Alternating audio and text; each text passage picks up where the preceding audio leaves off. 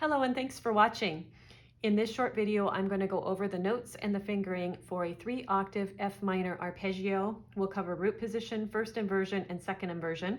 And the first thing we're going to do is we are going to find the notes that we'll be using for this arpeggio, which is a fancy word for a broken chord. So we're actually going to start with the major F 5-finger scale, do, re, mi, fa, so. So our chord tones for major are do, mi, so. We make that minor by simply lowering mi down a half step to me. So the chord tones we will be using for this broken chord arpeggio over 3 octaves are F as do, me as A flat, and C as so. We're going to lock in the fingering for this arpeggio by blocking the chord positions because the fingering will remain constant as we move up and down the keyboard. So our root position is do, me, so. We're going to use fingers 1, 2, 3 for that. So we're going to lock it in by blocking that chord 3 times, just putting a pinky poke there at the top. So root position chord. Notice my hand is turned a little bit sideways. That helps for this portion of the arpeggio when we try to get our thumb underneath. Hands all stretched out.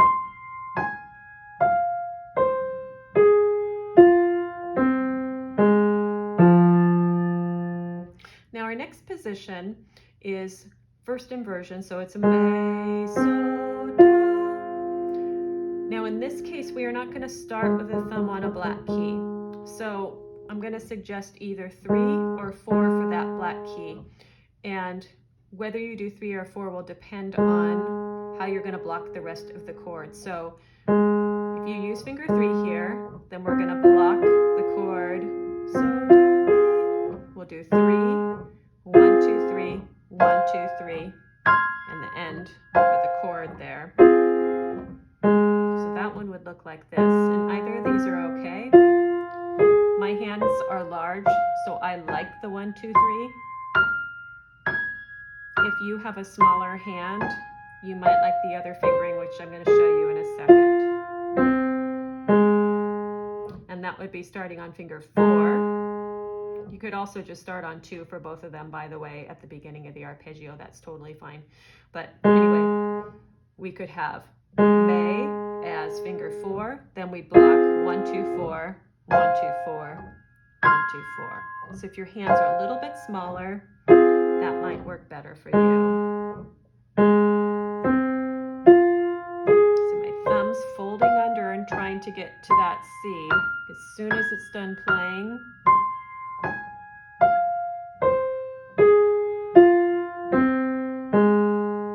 and then finally for the second inversion, which is so, do, me. Again, depending on the size of your hand, you can either do 1, 2, 3. If you have large hands like myself,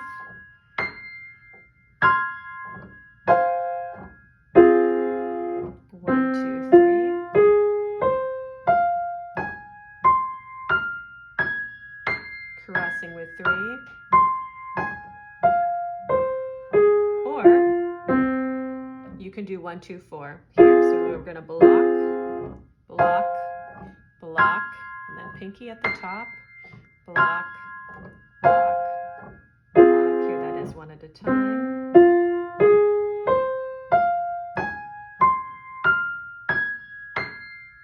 Caress with 4.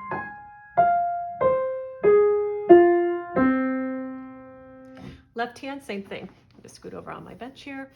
So left hand basically has 1 fingering for each position. It just has to do with where the black keys are and which direction you're going in the hands. So root position for the left hand is going to be do, single note, pinky poke. Then we have 3 blocks of 4, 2, 1. Ending with your thumb on top on do.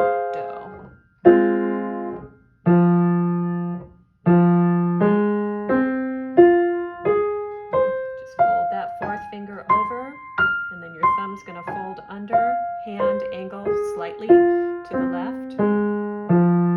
Now first inversion, we already have our positions set up right here. So we'll just cross over at the top,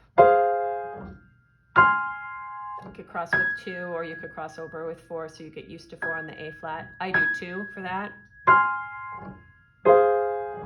One at a time.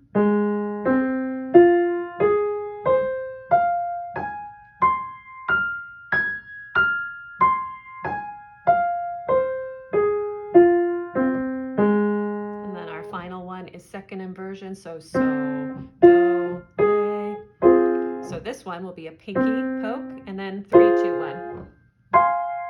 Notice how my hand is kind of angled to the left. I'm not sitting straight like this. Angling it makes the distance easier for the cross-unders. I'm going to do that one more time. You can see that. Now one at a time.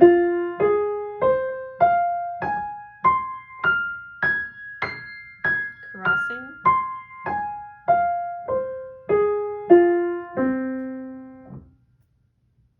Thank you for watching this short video on how to play a 3-octave arpeggio in the key of F minor. We covered hands separately. We covered root position, first inversion, and second inversion.